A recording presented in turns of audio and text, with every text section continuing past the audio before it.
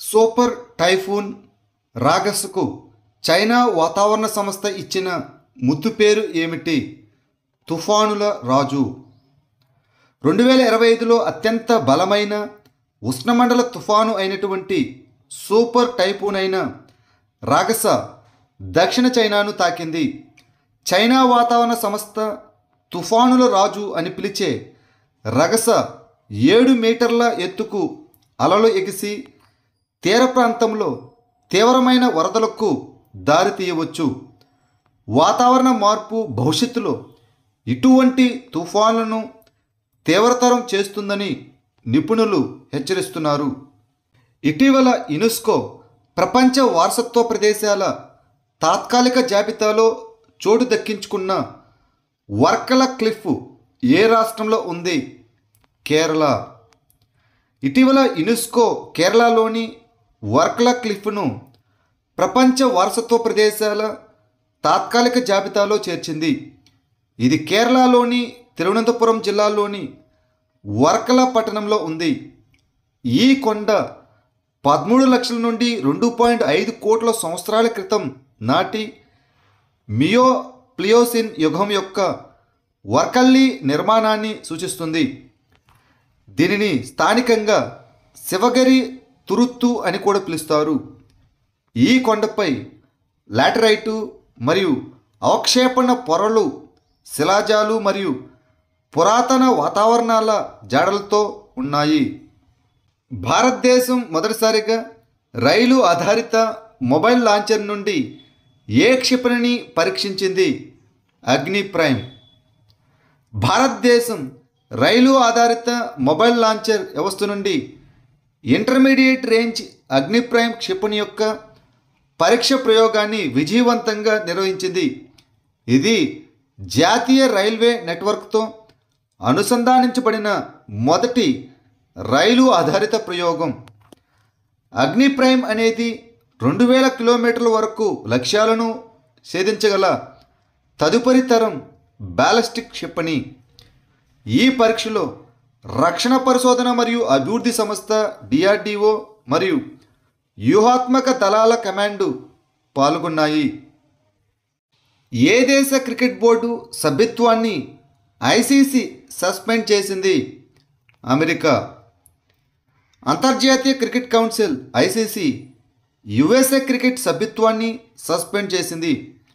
ఈ నిర్ణయం సెప్టెంబర్ 23, 2025న ప్రకటించబడింది మరియు వెంటనే అమల్లోకి వచ్చింది.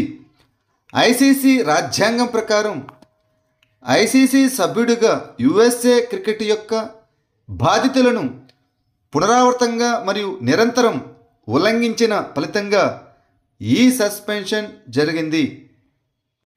కేంద్ర కాలుష్య నియంత్రణ బోర్డు 2023 నివేదిక ప్రకారం ఏ రాష్ట్రంలో అత్యధికంగా కాలుష్య నదీ విస్తరణ అనగా PRS ఉంది? మహారాష్ట్ర. కేంద్ర కాలుష్య నియంత్రణ బోర్డు నివేదిక 2023 ప్రకారం 807 నదీ ప్రాంతాలు స్నానానికి అనర్హమైనవిగా ఉన్నాయి. కలుషిత నదీ ప్రాంతం అనగా PRS అనేది ఒక నదిలో బయోలాజికల్ ఆక్సిజన్ డిమాండ్ ప్రమాణాన్ని నిర్వచించబడింది. మహారాష్ట్రలో 54 PRS, తర్వాత స్థానంలో కేరళ 31, మధ్యప్రదేశ్ మరియు మణిపూర్లో 18 మరియు కర్ణాటకలో 14 PRSలు ఉన్నాయి. Solar PV potential assessment of India అనగా గ్రౌండ్ మౌంటెడ్ అనే నివేదికను ఏ సంస్థ విడుదల చేసింది? National institute of solar energy NISE. Solar PV potential assessment of India ground mounted నివేదికను న్యూ అండ్ రెన్యూబుల్ ఎనర్జీ మంత్రిత్వ శాఖ ఆధ్వర్యంలోని national institute of solar energy అనగా NICE విడుదల చేసింది. భారతదేశం శిలాజేతర ఇంధన స్థాపిత సామర్థ్యంలో 250 గిగావాట్లను దాటింది మరియు 2030 నాటికి 500 గిగావాట్లు, 2047 నాటికి ఇంధన స్వాతంత్రం మరియు 2070 నాటికి నికర సున్నా ఉద్గారాలను లక్ష్యంగా పెట్టుకుంది. సెప్టెంబర్ 2025లో IRDAI ప్రారంభించిన ఏకీకృత డిజిటల్ బీమా మార్కెట్ ప్లేస్ పేరు ఏమిటి? బీమా సుగమ్ పోర్టల్. భారత బీమా నియంత్రణ మరియు అభివృద్ధి ప్రాధికార సంస్థ IRDAI అధికారికంగా బీమా సుగమ్ పోర్టల్ను ప్రారంభించింది. ఈ ప్రారంభోత్సవాన్ని బీమా సుగమ్ ఇండియా ఫెడరేషన్ హైదరాబాదులోని భారత బీమా నియంత్రణ మరియు అభివృద్ధి ప్రాధికార సంస్థ ప్రధాన కార్యాలయంలో ప్రకటించింది.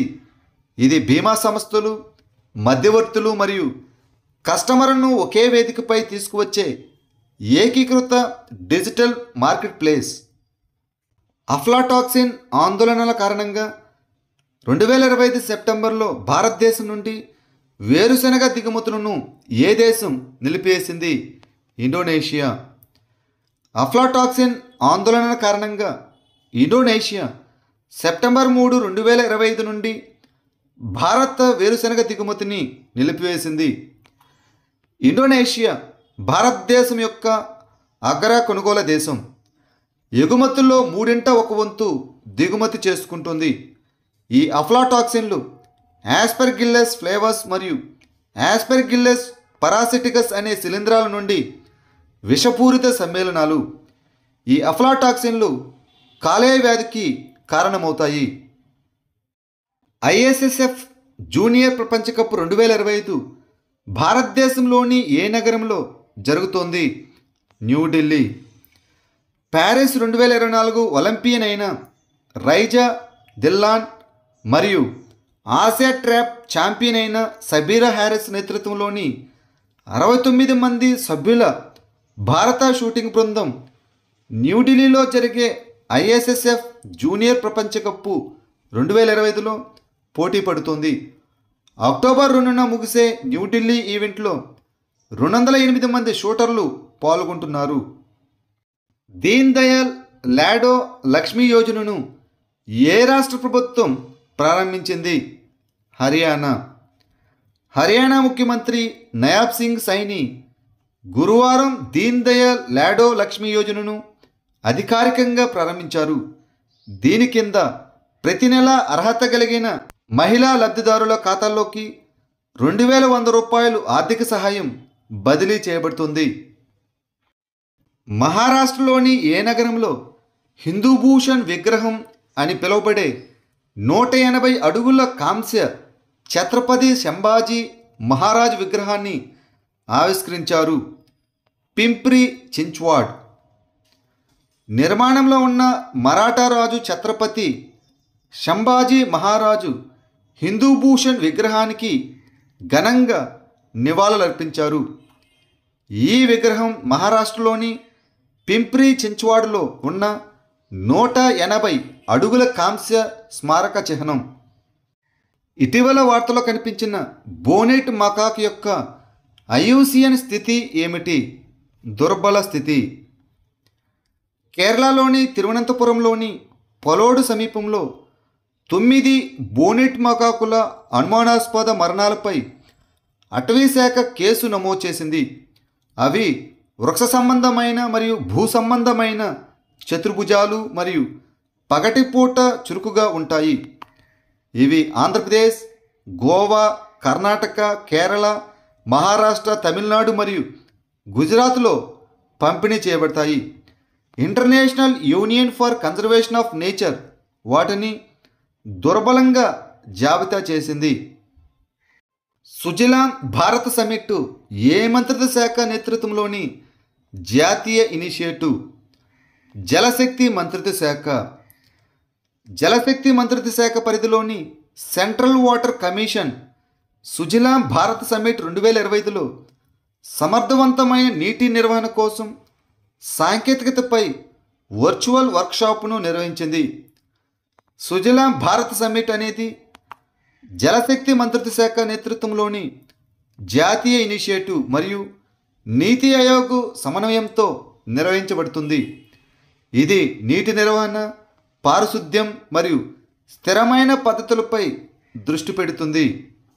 సామర్థ్య నిర్మాణం మరియు మానవ వనరుల అభివృద్ధి అనే పథకాన్ని ఏ సంస్థ అమలు చేస్తుంది? శాస్త్రీయ మరియు పారిశ్రామిక పరిశోధన మండలి సిఎస్ఐఆర్. ఇటీవల ప్రధానమంత్రి నరేంద్ర మోదీ అధ్యక్షతన జరిగిన మంత్రివర్గం 2021-22 నుండి 2025-26 వరకు 2277.397 కోట్లతో శాస్త్రీయ మరియు పారిశ్రామిక పరిశోధన విభాగం అండ్ శాస్త్రీయ మరియు పారిశ్రామిక పరిశోధన మండలి డిఎస్ఐఆర్ సిఎస్ఐఆర్ పథకం సామర్థ్య నిర్మాణం మరియు మానవ వనరుల అభివృద్ధికు ఆమోదం తెలిపింది. ఈ పథకాన్ని శాస్త్రీయ మరియు పారిశ్రామిక పరిశోధన మండలి అమలు చేస్తుంది.